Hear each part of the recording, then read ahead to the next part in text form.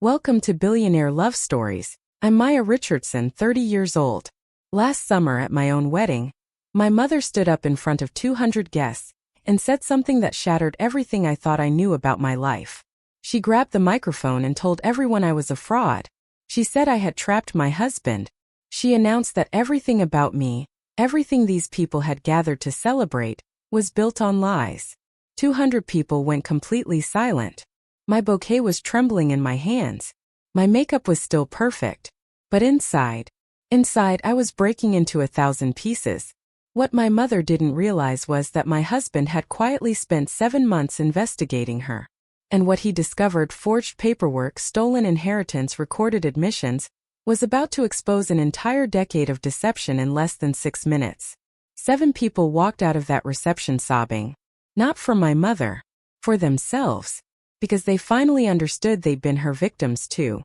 Before I share everything with you, please subscribe and like this video and listen to my story till the end and let me know which city you're listening from. That way, I can see how far my story has traveled. Now let me take you back 4 years to the night I first understood something in my family was deeply, terribly wrong.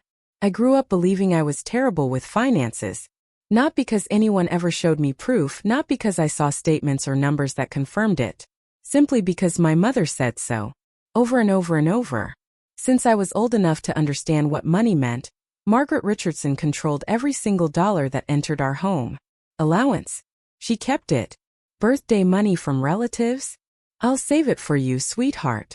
Summer job earnings when I was 17? Hand them over. You'll only waste it.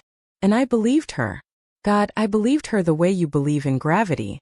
Without question, without evidence, without even thinking there could be another truth. When I was 18, my grandfather, Thomas Barrett, passed away. He was a retired carpenter who always smelled like sawdust and fresh coffee. He used to call me Maya Bear and sneak me $20 bills when Mom wasn't watching. After his funeral, I asked my mother if Grandpa Tom had left anything for me or my younger sister Emma. She didn't even pause. Didn't blink. He barely left enough to pay for the funeral, Maya. You know he wasn't a rich man. I never saw a will. Never asked again. At 23 I moved out. Rented a tiny apartment that felt like a closet with a window. Started freelancing as a website designer. I worked 14-hour days. I tracked every single penny in a notebook, an actual paper notebook, because I was terrified of my own spending habits. And still, every month my bank account made absolutely no sense whatsoever. Money would appear out of nowhere. Then vanish just as mysteriously. Deposits I couldn't remember making. Withdrawals I definitely didn't authorize. I'd call the bank, get transferred 4 times, then give up in frustration. I'd tell myself what my mother had programmed into me since childhood. You're just terrible with money, Maya. I was 30 years old before I learned the truth. I wasn't terrible with money. Someone was stealing it. Here's how my mother operated, and oh, she was masterful at it. If I asked a question, any question at all about finances, about decisions she'd made, about why things felt unfair, she never answered. Instead, she cried. Every single time without fail. After everything I sacrificed as a single mother, you're accusing me? That one sentence could end any conversation instantly. It was her master key. One turn and every door in my life slammed shut. My parents divorced when I was 9. Dad moved across the country. Phone calls got shorter, then stopped completely. Margaret became the absolute center of gravity in our household, and honestly, she loved it that way. She told relatives I was difficult to manage. She told her church friends I was ungrateful and disrespectful. She told our neighbor, Mrs. Chan, that I once stole $60 from her wallet. I was 12 years old. I didn't steal anything, not a cent. But Mrs. Chun still gives me suspicious looks to this day. Meanwhile, my younger sister Emma received a completely different version of motherhood. Mom paid her entire college tuition. Bought her a used car for her 21st birthday. Took her shopping for professional clothes when she started her job search. When I asked why I never received the same support, Margaret had her answer perfectly prepared. Emma is responsible with money. You're not. I swallowed that bitter pill year after year after year. I swallowed it like medicine I thought I deserved to take. Then, about 4 months before I met Daniel, Emma sent me a text message late one night. Completely out of nowhere. Hey, did Mom ever say anything to you about Grandpa Tom's trust? Something feels really off with my tuition account. I stared at that message for what felt like hours. My thumb hovered over the keyboard, shaking slightly. Then I closed the app, set my phone down, went to bed. I wasn't ready. Not yet. But 4 months later, I met someone who made me realize I'd been ready all along. I just needed someone to believe me first. Someone to see what I'd been trying not to see my entire life. Have you ever had someone in your family control your finances? Drop a comment and let me know. The next part gets even more intense, so stay with me. I met Daniel Cooper on a Wednesday afternoon. He was sitting in a corner table at a coffee shop downtown. Laptop open, papers scattered everywhere like he was solving a complex puzzle. I was there to meet a potential client who ghosted me completely. I ordered a latte, sat 3 tables away, and tried really hard not to stare at this man who was frowning at his spreadsheet like it had personally insulted him. He caught me looking, smiled this warm, genuine smile, said, "Sorry about the chaos. Numbers can be stubborn sometimes." I actually laughed out loud. He asked if I wanted to sit closer so we wouldn't have to shout across the cafe. I moved my stuff over. That was it. No dramatic moment, no love at first sight thunderbolt. Just a man with kind eyes and a ridiculously organized messenger bag. Daniel was 33, a forensic accountant at a private auditing firm. His job, as he explained over our 4th coffee date, was to track down money that deliberately tries to hide. I thought that sounded fascinating. I had absolutely no idea how much it would matter. As weeks turned into months, Daniel started noticing things about me that nobody else ever had. "You budget everything, Maya. Every grocery trip, every bill payment, you track it down to the penny. Yet you keep telling me you're bad with money. Those things don't match up." I shrugged it off. Maybe I'm just overcompensating. He set down his coffee cup, looked at me the way he looked at those spreadsheets. Careful. Patient. Like the truth was right there if he just kept searching. "You haven't bought yourself new shoes in 3 years. Your winter jacket has a broken zipper you keep safety pinning. You eat pasta 5 nights a week." He paused, his voice gentle but serious. "That's not someone who's bad with money, Maya. That's someone who never has enough. And I can't understand why that would be true." I changed the subject quickly, started talking about a design project. He let me redirect, but that look in his eyes never went away. He'd seen something that didn't add up. And Daniel was the kind of person who couldn't leave numbers out of place. The first time Daniel met my mother, everything changed. What happened at that dinner would set everything in motion. Keep watching. The first time Daniel met my mother, she wore her absolute best smile. The one she reserved for impressing people. It was a Sunday dinner at Margaret's house. She'd prepared roast chicken, set out the expensive china she never used, even lit scented candles. "I just want to make a wonderful first impression," she told me that morning on the phone, her voice dripping with sweetness. The first hour seemed fine.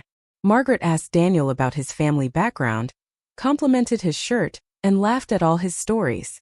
Then she started her usual routine. "Maya's always been such a dreamer," she said casually, refilling her wine glass. "Not really someone who follows through, you know? Head always in the clouds somewhere." Daniel set his fork down very carefully. "Actually, she built her entire freelance business from nothing. That takes serious discipline and follow-through." Margaret's smile stayed perfectly in place. But something behind her eyes turned ice-cold, like a door slamming shut. "Well, a mother sees things a partner doesn't notice yet." "I'm sure you do," Daniel said. Polite. Measured. But he definitely wasn't agreeing with her. The rest of dinner got quieter and quieter. Emma was texting under the table. Margaret cleared the plates with slightly too much force, making them clatter. That night my phone rang at almost midnight. "I don't trust him, Maya." "Mom, he was completely polite to you." "He's after something. I can tell." "He's not after anything whatsoever. Men like that, educated, smooth-talking, they always want something from someone." I closed my eyes, exhausted. "Mom, please. I love him." Long, heavy silence on the line. Then very softly, almost like a threat, "You'll see soon enough." She hung up. The next morning in the car, Daniel said something that stuck with me for days. "Your mom asked me what I do for work 4 separate times last night." She's just forgetful, making conversation. Maybe. But every single time I said forensic accounting, she immediately changed the subject.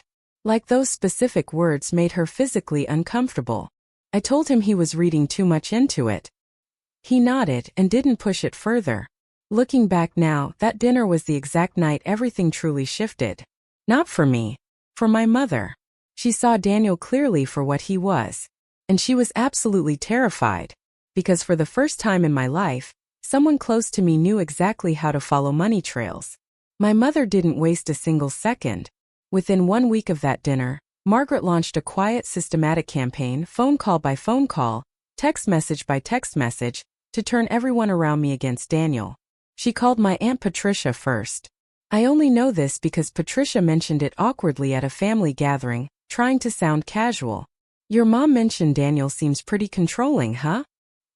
He's not controlling at all, Aunt Patricia. She said he monitors all your spending habits. He's an accountant.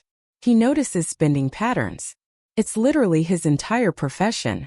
Patricia just shrugged, but I could see the seed of doubt had been planted in her mind. Then Margaret went to Emma. Your sister is pulling away from this family, she told her over lunch. That man is deliberately isolating her from us. Emma told me about it later. She admitted she wasn't entirely sure what to believe anymore. Then came the text messages directly to me. Soft. Almost loving. That was always the most dangerous version of my mother. Are you absolutely certain Daniel isn't just with you for financial stability, honey? I'm worried about you. You've never been good at reading people's true intentions. A mother knows these things, Maya. I can see what you can't. I finally called her, my voice shaking. Why are you doing this, Mom? I'm protecting you. That's what mothers are supposed to do. It doesn't feel like protection at all. A beat of cold silence. That's because you've never known what's actually good for you. I sat on my kitchen floor after that call, hugged my knees. I tried to breathe normally. Part of me wanted to scream at her. Part of me wanted to apologize for questioning her. And that second part absolutely terrified me, because it meant her voice was still louder than mine inside my own head. That night, I looked across the dinner table at Daniel.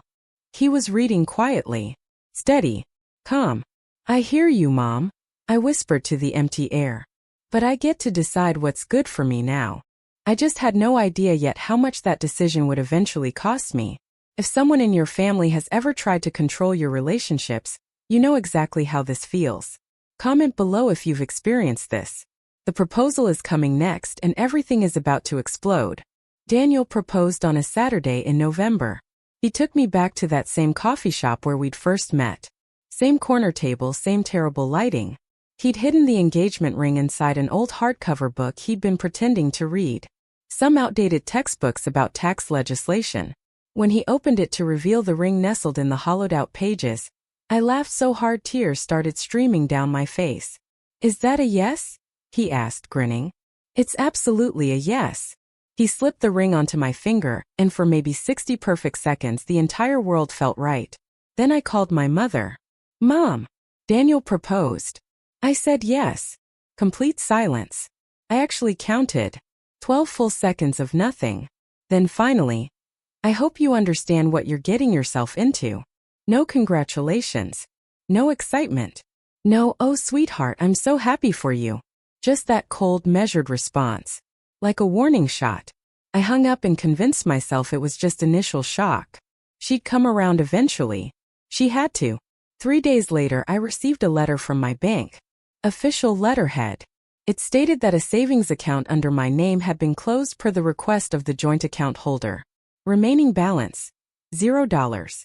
I called the bank immediately, my heart pounding. I didn't request this closure. I didn't even know this account existed. The representative paused. I could hear typing. Ma'am, this account was originally opened when you were 18 years old. The co-signer listed is Margaret Richardson. My stomach dropped straight through the floor. 18? When exactly? Yes, ma'am. September 2013. September 2013. The exact month my grandfather died. What was the balance before it was closed? More typing sounds. I'm not authorized to disclose full transaction history over the phone, but the closing balance was withdrawn in one single transaction 4 days ago. 4 days ago. The day immediately after I told my mother I was getting married. I set the phone down. My hands wouldn't stop shaking. I am 18 years old. That was the year Grandpa Tom died. That year my mother looked me straight in the eyes and told me he hadn't left us anything at all. How long had this been happening? How many lies were there? That night I told Daniel everything. What he found when he started digging would destroy a decade of lies. Stay watching. That night I sat across from Daniel at our kitchen table and told him absolutely everything. The bank letter. The joint account I never knew existed. The timing of it all. 4 days after the engagement announcement. September 2013. Daniel didn't shout. He didn't slam anything. He didn't even look particularly surprised. He looked like someone who'd been waiting for a specific puzzle piece to fall into place, and it finally had. "Can I see all your bank statements?" he asked calmly. "All of them. Everything you have access to." I hesitated. Not because I didn't trust Daniel, but because some deep part of me, the part my mother had carefully constructed over 30 years, was still whispering that I'd somehow done something wrong. That this was somehow my fault.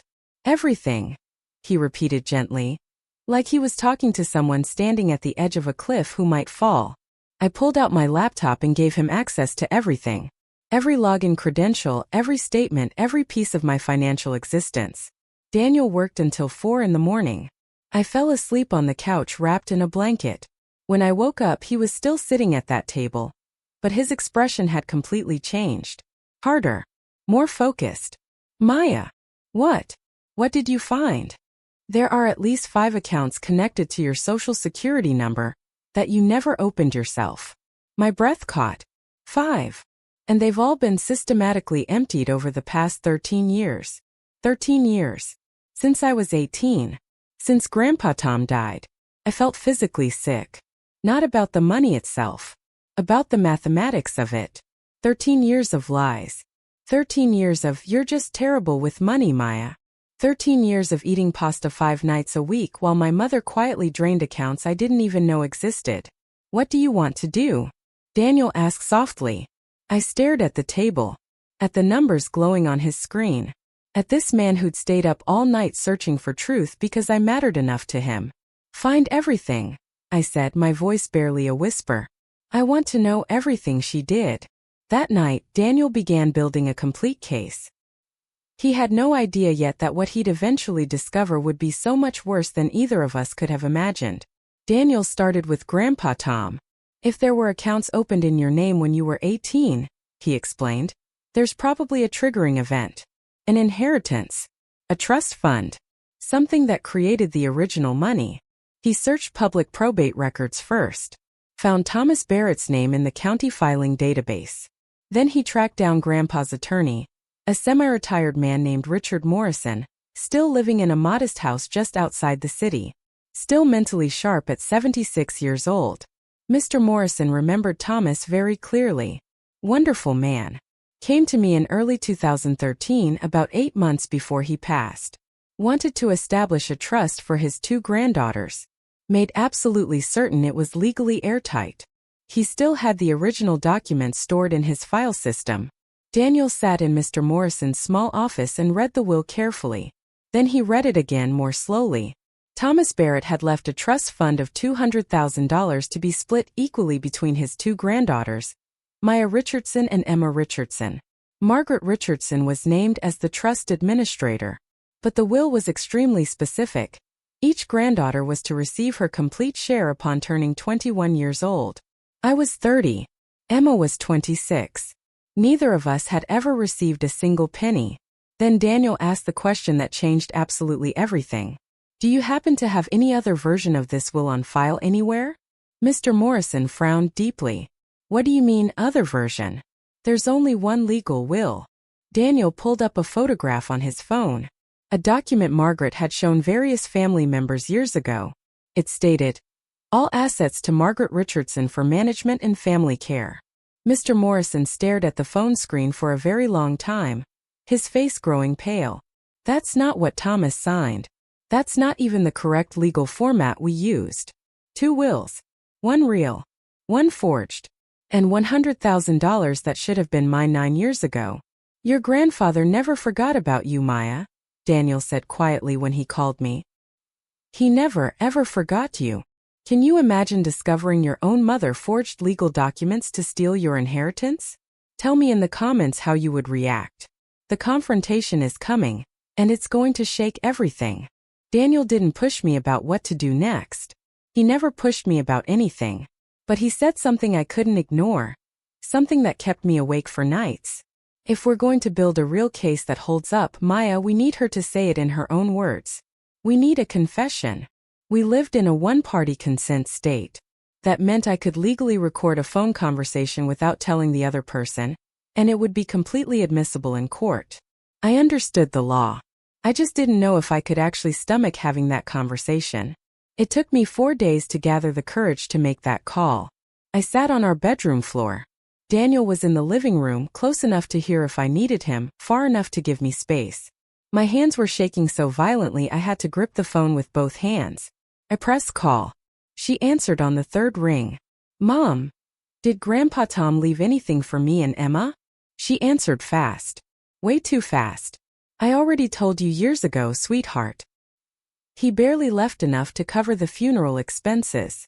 But someone recently mentioned there might have been a trust fund. Her voice sharpened instantly. Who told you that? That Daniel?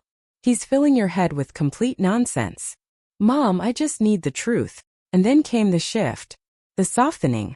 The emotional weapon she'd used on me my entire life. Honed to perfection. Baby, I am the truth. Everything I've ever done was to protect you girls from making terrible mistakes. Protect us from what exactly? Silence. I could hear her breathing on the line. Then, from making the same mistakes I made when I was young. Your grandfather's money would have absolutely ruined you, Maya. I nearly dropped the phone completely. She'd actually said it. She'd confirmed everything without even realizing it. Not that the money didn't exist. That it would have ruined me. She just admitted the trust was real. The money was real. And she'd taken every cent of it. I ended the call. Set the phone on the carpet. Stared at the wall. Daniel appeared in the doorway. Didn't say a word. Just sat down beside me on the floor. She said it would have ruined me, I whispered. She spent my inheritance on herself. And she just recorded her own confession without even knowing it. The wedding was 8 weeks away. We made a decision that would change everything. What happened on that day would expose her in front of everyone. Keep watching. The wedding was 8 weeks out. Daniel and I made a careful decision together. We wouldn't take action yet. Not until the case was absolutely completely airtight. Ironclad. He sent copies of everything. The original will. The forged version. All the bank records.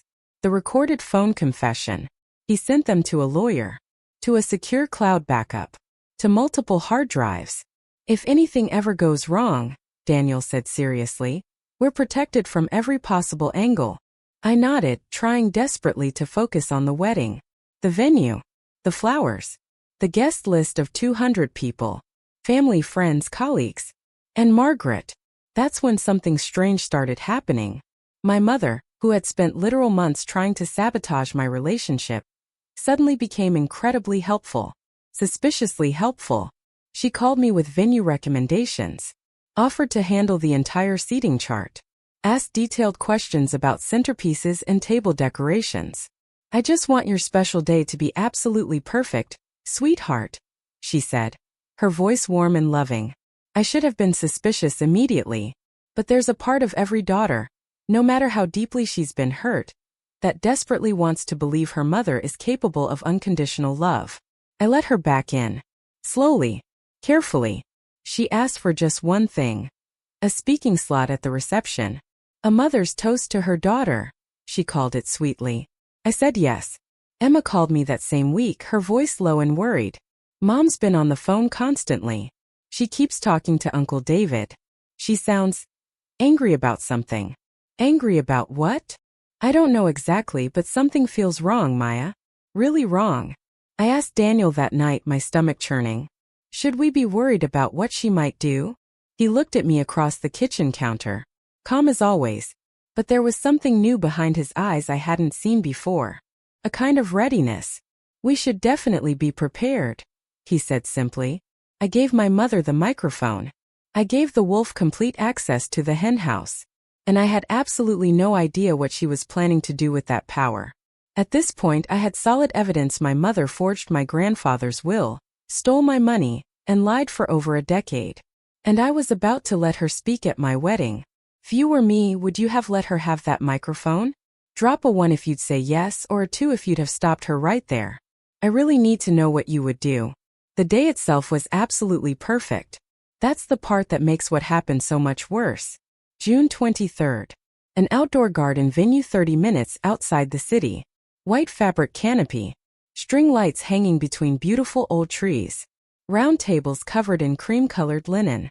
Pale pink roses in crystal vases. The kind of setting I dreamed about for years and never thought I'd actually experience. 200 guests filled the ceremony chairs. Daniel's parents, his younger sister, college friends, work colleagues, neighbors, and on my side, Aunt Patricia, Uncle David, various cousins, a few friends from design school, Grandpa Tom's old fishing partner Jim, and Emma sitting in the front row wearing a dusty rose dress, already crying before the music even started. I walked down the aisle alone. Nobody to give me away. I'd decided that months earlier. If I was walking into a completely new life, I was walking in on my own 2 feet. Daniel was waiting at the end, standing under an arch covered in white roses. His eyes were already red before I even reached him. We said our vows. Simple, short, completely real. He held both my hands the entire time. I choose you, he said, his voice shaking slightly. Today. Tomorrow. When it's easy. When it's impossibly hard. We exchanged rings. We kissed. Everyone stood up and clapped and cheered. And I actually thought, maybe I was wrong about everything. Maybe today would just be a wedding. A beautiful, normal, perfect wedding day. The reception began smoothly. Dinner was served. People laughed, clinked glasses, danced. Golden evening light poured through the trees, making everything look magical. And at the family table, my mother sat in a dark burgundy dress. Richer, bolder, louder than anything else in the entire room. She looked stunning. She always did. Her hair was perfectly styled. Her lipstick was fresh. She smiled warmly at everyone who walked past. But her eyes, if you knew exactly where to look, were absolutely ice cold. For 4 hours I let myself believe this was just a normal wedding. Just a beautiful, ordinary, perfect celebration. The event coordinator tapped his glass just after 8 o'clock. Ladies and gentlemen, we have a very special toast this evening. Please welcome the mother of the bride, Margaret Richardson. Applause. Warm. Polite. A few cheers from older guests who'd known her for years. This was supposed to be the tender moment. The part where the mother tells a sweet story about her little girl, and everyone reaches for their tissues. Margaret stood gracefully, smoothed her burgundy dress, took the microphone from the coordinator with a practiced, confident smile. She stepped up to the small podium near the dance floor. The projector screen behind her, the one we'd set up for a photo slideshow later, was still dark. The string lights glowed softly above her head. Thank you all for being here tonight to celebrate, she said. Her voice was steady, warm, completely confident. She looked out at the crowd, then down at me sitting at the head table. I want to talk about my daughter. I smiled, squeezed Daniel's hand tightly under the table. Maya was the sweetest little girl, always drawing pictures, always dreaming big dreams. A few guests nodded. Someone said, "Ah." She had this way of looking at the world like it owed her something beautiful and special. People chuckled softly, warmly. I felt my shoulders begin to relax. Maybe I'd been wrong. Maybe this was just a normal mother of the bride toast. Then her voice shifted. Just slightly. A half-tone lower. Slower. More deliberate. But there are things about my daughter that absolutely none of you know. The chuckling stopped instantly. I sat up straighter. Beside me, Daniel's hand tightened around mine. Margaret looked directly at me now. Not in the crowd. Straight at me. Things I've tried desperately to tell her. Things I've begged her to face honestly. My chest locked. I literally couldn't breathe. Emma at the family table slowly reached for her phone, placed its screen down on her lap, started recording. And then my mother said the words that split my wedding completely in half. What my mother said next would expose everything. In front of 200 people. Stay with me. You need to hear this.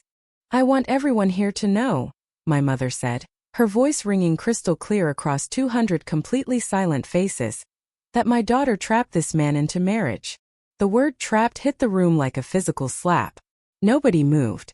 Nobody breathed. She has been lying about who she really is.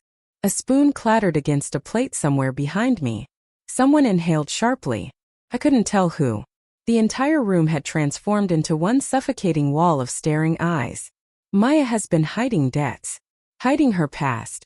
Hiding who she truly is from Daniel and from every single one of you. My fingers went completely numb around my napkin. I could feel the string lights above me, the warm June evening air, the smell of roses, and absolutely none of it felt real anymore. I tried to stop this wedding. Margaret pressed her hand dramatically to her chest, a gesture she perfected over literal decades. I begged her to come clean about everything. She refused completely. A murmur rolled through the tables like a wave. Daniel's mother covered her mouth with her hand. His father leaned forward, jaw clenched tight. So I'm doing it for her. Margaret looked at the crowd now. Not at me. At them. Because that's what a mother does. A real mother. She set the microphone carefully on the podium. Stepped down. Walked back to her chair with the posture of someone who had just delivered a funeral eulogy. So righteous. So untouchable. She sat down. Smoothed her dress. Took a slow sip of water. 200 people stared directly at me. The bride in white, sitting next to a groom who was supposedly the victim of my terrible trap. I couldn't speak. Couldn't stand. Couldn't even cry. My entire body had shut down. Under the table, Emma's phone was still recording everything. And beside me, Daniel hadn't let go of my hand. Not even once. He leaned close. So close that only I could hear his whisper. Do you trust me? I looked at him. My husband. My partner. The man who'd spent 7 months preparing for a moment he prayed would never actually come. I nodded, barely able to move my head. Daniel squeezed my hand one final time. Then he let go. He stood slowly. Adjusted his jacket. Buttoned the single button with the same calm precision he used for absolutely everything. Spreadsheets. Grocery lists. Promises. The room watched him. 200 people who had no idea what to believe anymore.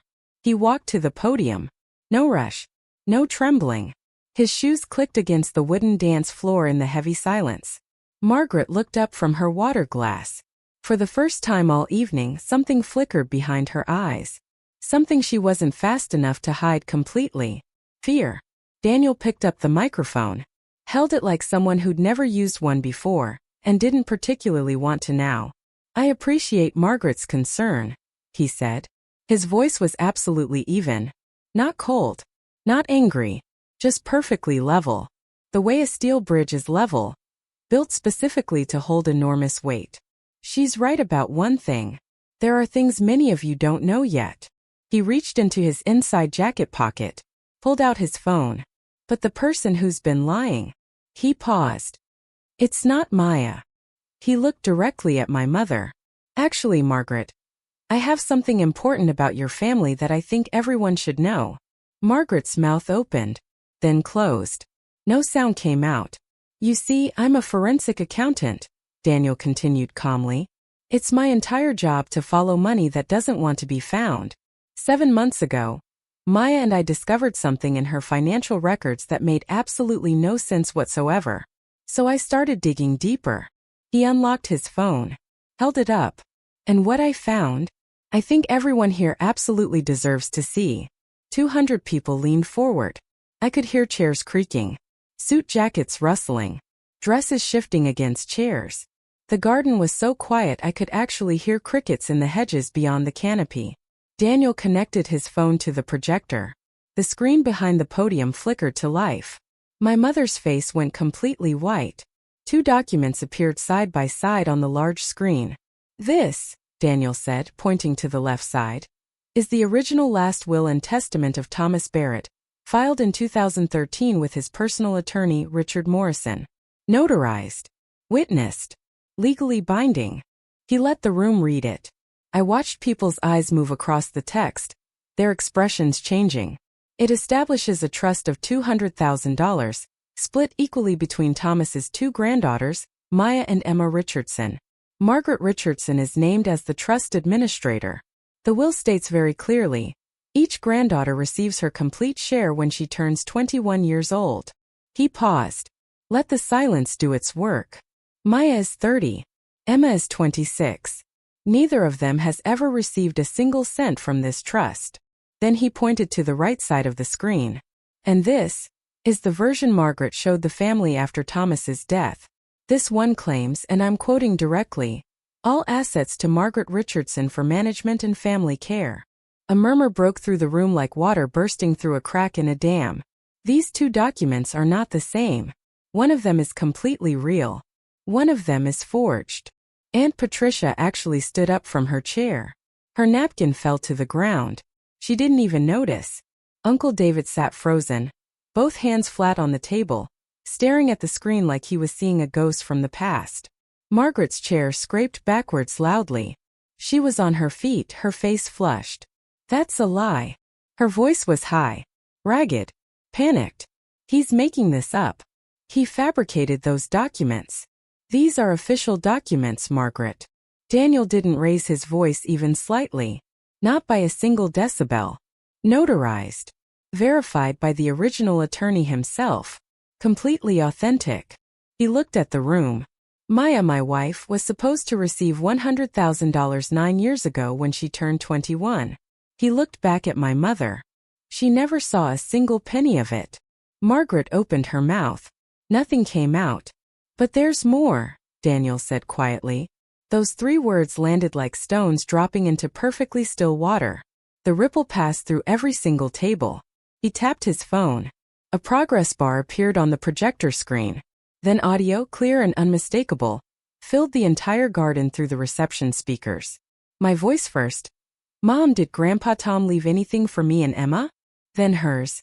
I already told you he barely left enough to cover funeral costs. A pause. My voice again. But someone mentioned there might have been a trust. Margaret's voice sharp now, cutting. Who told you that? That Daniel? He's filling your head with complete nonsense. Guests looked at each other. Some looked at Margaret. She was standing by her chair, hands gripping the back of it so tightly her knuckles had turned white. Then came the part everyone would remember forever. My voice steady. Mom, I just need the truth. And hers soft, sweet, the practiced voice of a mother who knows exactly what she's doing. Baby, I am the truth. Everything I did was to protect you girls from terrible mistakes. Protect us from what? Silence on the recording. Heavy. Damning. Then. From making the same mistakes I made. Your grandfather's money would have absolutely ruined you, Maya. The audio stopped. The garden was so quiet I could hear someone's ice cubes shifting in their glass 4 tables away. Margaret had just confirmed in her own voice, in her own carefully chosen words, that the money existed, and that she had taken it. That was taken completely out of context. Margaret shouted desperately. There are 9 full minutes of context on this recording, Margaret, Daniel said calmly. Would you like me to play all of it for everyone? She didn't answer. Couldn't answer. At the family table, Emma stood up, phone still recording, tears streaming down her face. Mom, she said, her voice breaking completely on that word. Is my tuition account even real? Or did you take from me too? Margaret spun toward her youngest daughter. Don't you dare turn against me, Emma. I'm not turning against you. Emma's voice cracked. I'm asking you a direct question. It started with Aunt Patricia. She'd been standing since Daniel showed the wills on the screen. Now she stepped out from behind her table, hands visibly trembling, and spoke loud enough for everyone to hear. Margaret, you told me you'd pay back the $40,000. You said you were struggling financially. You said it was for the girls' education. Patricia, sit down right now. I took out a second mortgage on my house for you. Patricia's voice cracked with emotion. I almost lost everything. Then Uncle David. He didn't stand. Just spoke from his chair. His voice low and hoarse, like the words had been stuck in his throat for over a decade. She pushed me off the trust completely. Said Dad wanted it that way specifically. Said he didn't trust me to handle money responsibly. He shook his head slowly. I believed her for 12 years. Cousin Robert 3 tables back. She borrowed my car in 2020. Said she needed it for 3 weeks. Told me it was completely totaled in a parking lot accident. I never even filed an insurance claim because she cried so hard about how sorry she was. One by one, like dominoes falling in perfect sequence, each confession pulled another from the room. Each one a small separate wound that Margaret had carefully inflicted and covered with the same warm smile and the same wounded mother performance. 7 people left the reception that night.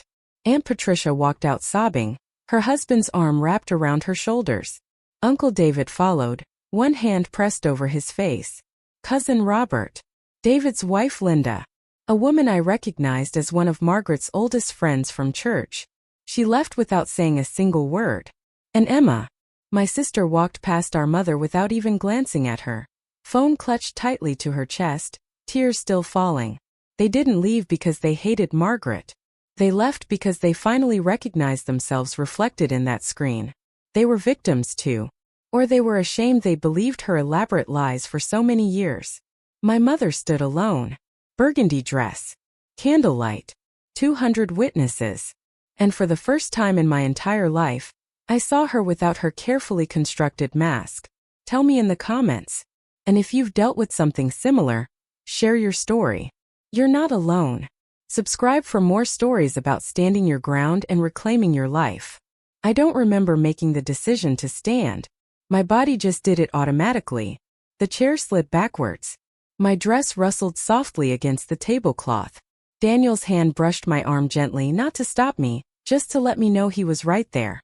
I walked toward my mother slowly, past tables of guests who didn't know whether to watch or look away, past the projector screen still glowing with 2 wills, one real, one fake, past the speakers that still held the echo of her own damning voice.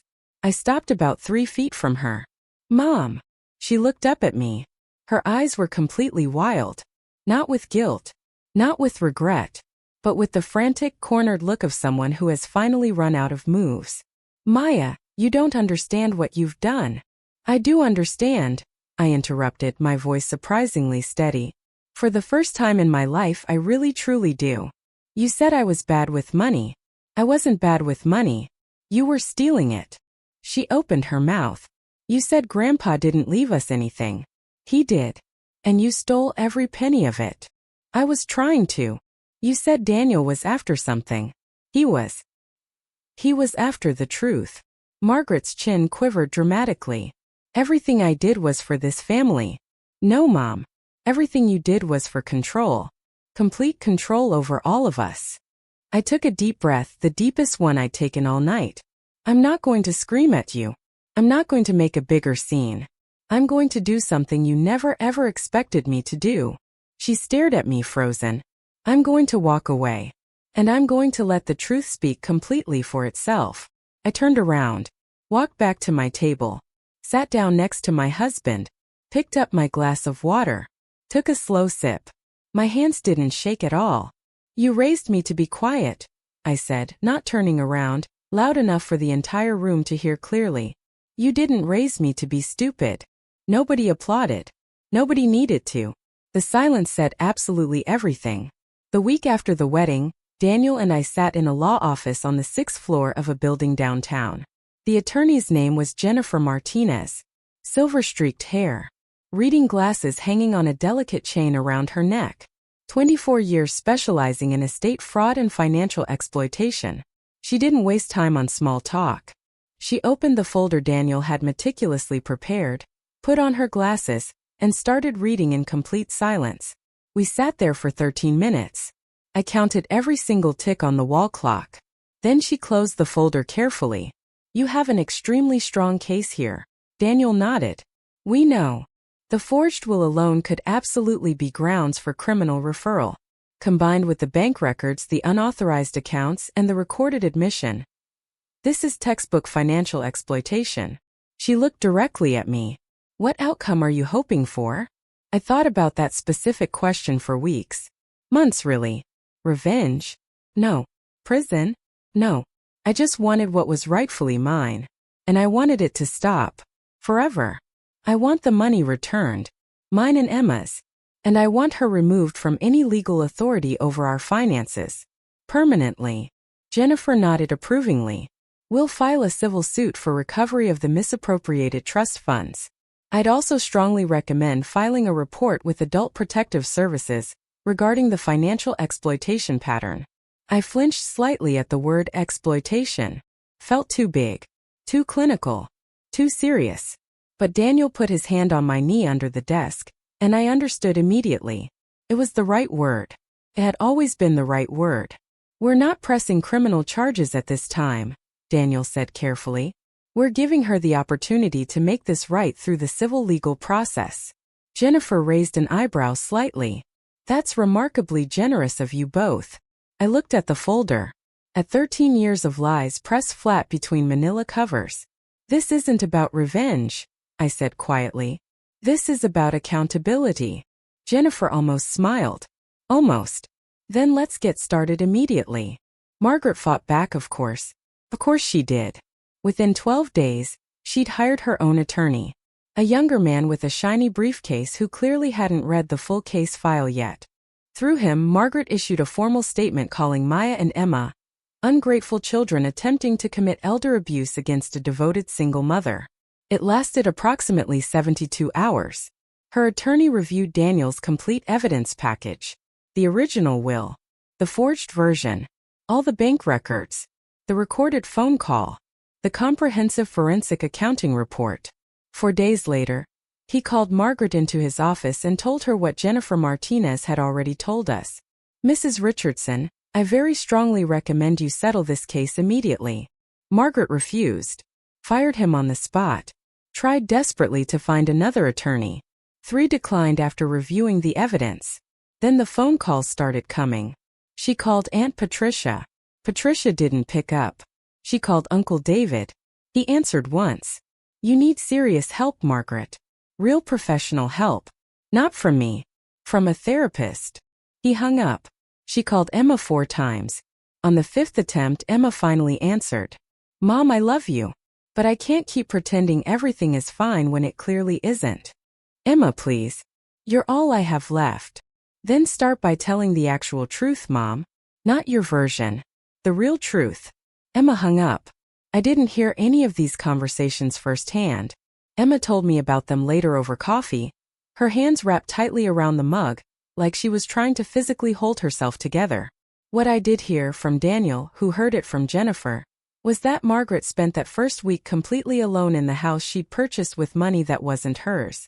She sat in the living room and looked at old family photos.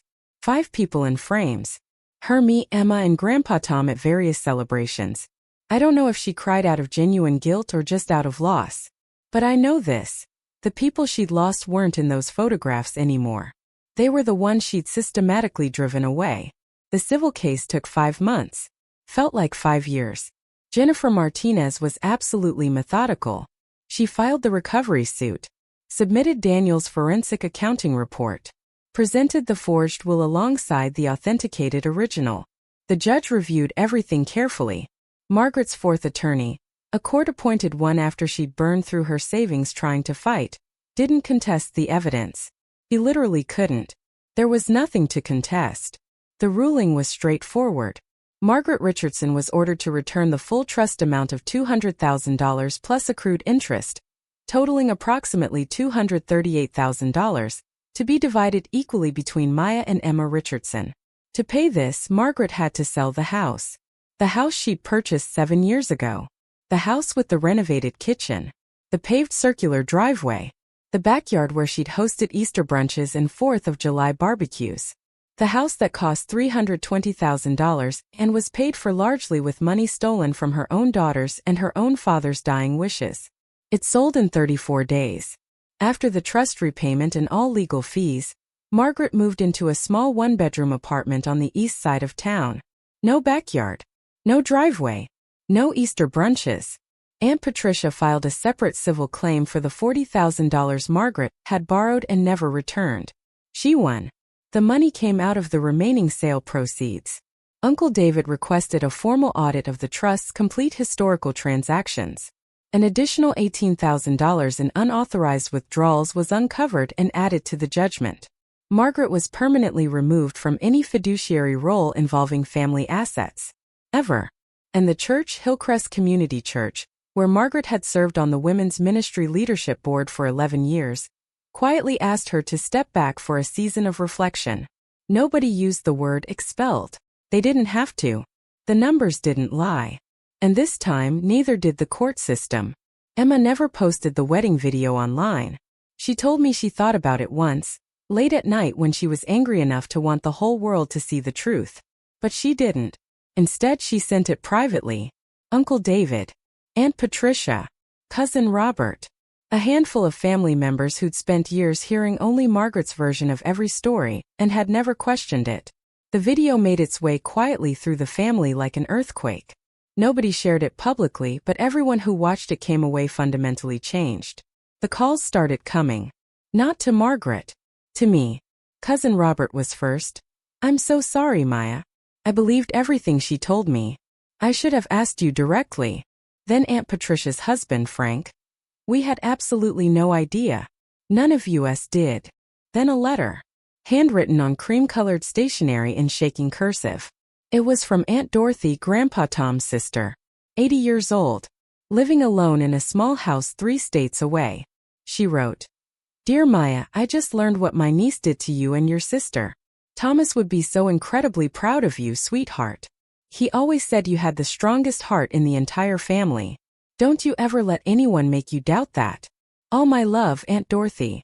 I read that letter at the kitchen table and cried so hard Daniel had to bring me an entire box of tissues from the other room. Not because of the money.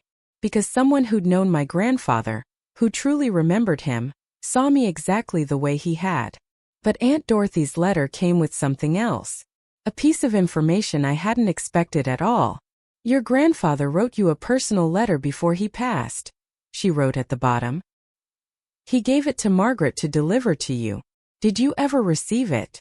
I hadn't. I never even knew it existed. Daniel found it 4 weeks later. In a cardboard box in Margaret's old house. Discovered during the estate sale process. Sealed. Undelivered.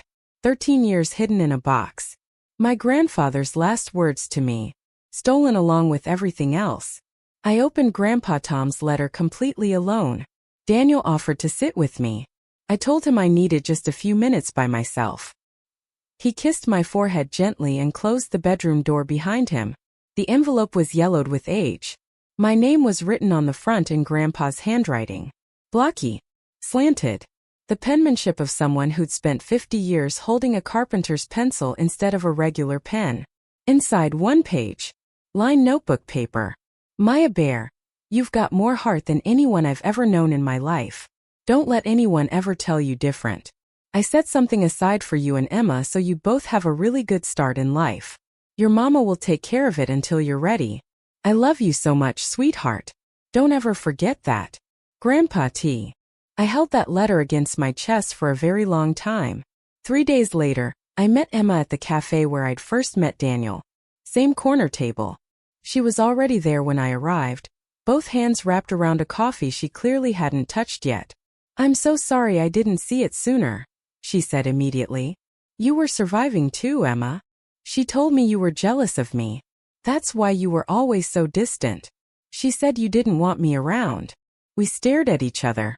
2 sisters who'd grown up in the same house, under the same roof with the same mother, and had been deliberately kept apart by careful design. "She played us against each other," Emma said quietly. "The entire time." "I know. Daniel called me personally before the wedding. To make sure I knew I was invited. Mom had told me you specifically didn't want me there." I closed my eyes. Even now, months later, the layers of lies kept unfolding endlessly. "I want us to be real sisters," Emma said. "Not whatever she tried to make us." I reached across the table and took her hand firmly. "We already are." We sat there for over an hour. We didn't solve everything that day. But we started. And starting was absolutely enough. For months after the wedding, a letter arrived in my mailbox. Margaret's handwriting on the envelope. No return address, but I recognized the slant instantly. The sharp M. The looping A of my name. I opened it at the kitchen table. Daniel was at work. I was alone, which felt somehow right. It was short. 5 sentences. Maya, you have completely destroyed this family. I hope you're proud of what you and that man have done. I will never forgive you for this. No apology. No acknowledgement. No truth. Just Margaret still desperately rewriting the story. Still casting herself as the victim. Still absolutely refusing to look in the mirror. I sat with that letter for over an hour. I let myself feel everything. The anger. The grief. The exhaustion. And underneath all of it, the small stubborn sadness of a daughter who still wished, somewhere deep down, that her mother was different. Then I wrote back. Mom, I didn't destroy this family. The lies did. I don't hate you. I probably never will. But I will not let you hurt me ever again. If you ever want to have a real relationship with me, it starts with honesty. Real, complete honesty. Not the kind where you rewrite the story to make yourself the hero. Until then, I need space. And I need you to respect that. I sealed it. Stamped it. Walked it to the mailbox. I didn't wait for a response. Daniel came home that evening and found me on the couch, staring at the ceiling. You okay? I will be. He sat down next to me. Didn't ask questions. Just sat there beside me. I looked around our apartment. Small. Rented. Nothing fancy at all. On the wall, our wedding photo. I'm smiling. Daniel is smiling. And in the corner of the frame, barely visible, Emma is laughing in her dusty rose dress. 3 people who chose truth over comfort. That was enough. That was more than enough. Love without honesty isn't actually love, I said to nobody in particular. It's just control with a nicer name. 7 months after the wedding. A Tuesday morning. November again. I'm sitting in my new studio space. A small office above a bakery downtown. Rented with a piece of the money that was always supposed to be mine. There's a drafting table by the window. A second-hand bookshelf full of design books. A framed print of a blue jay that Daniel gave me because Grandpa Tom used to say blue jays were messengers from people who love you. Emma comes by every Thursday now without fail. We're slowly learning how to be sisters without any filter between us. It's awkward sometimes. We don't agree on everything. But we show up. That's the part that actually matters. Daniel is still Daniel. Steady. Quiet. Still double-checks the grocery receipt every single time without fail. Last week he caught a pricing error at the store and I laughed until I actually couldn't breathe. Some things never change. Thank God. And Margaret? Emma tells me she started seeing a therapist recently. I don't know if it's genuine or just another performance. I've decided it's not my job to find out anymore. I spent 30 years trying to decode my mother. I'm finally done. I used to think strength meant keeping the peace. Saying yes when I meant no. Swallowing the truth to keep someone else comfortable. Now I know. Strength is standing in a room full of people and choosing honesty over comfort. Even when your voice shakes. Even when the person you're standing up to is the person who raised you. My mother gave me the worst possible gift anyone could give at a wedding. But my husband gave me the best one, the truth.